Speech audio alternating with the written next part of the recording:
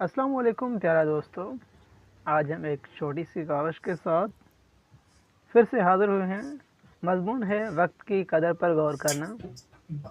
Point 1, वक्त का हर लम्हा एक ख़जाना है जिसे ज़ाया करने का मतलब अपनी ज़िंदगी के अनमोल लम्हात को ज़ाया करना है। ये हमें याद दिलाता है कि हर लम्हे कीमती हैं और हमें इसे ज़ाया नहीं करना चाहिए। पॉइंट नंबर 2, वक्त कभी भी नहीं आता, लिहाजा हर लम्हे को बेहतरीन तरीके से गुजारो। वक्त का नाकाबिले वापसी फितरत है, हमें इस कदर करने पर मजबूर करती है। नंबर 3, वक्त का सही इस्तेमाल कामयाबी की कुंजी है, जबकि इसका ज़ाया नाकामी का बायस बनता है।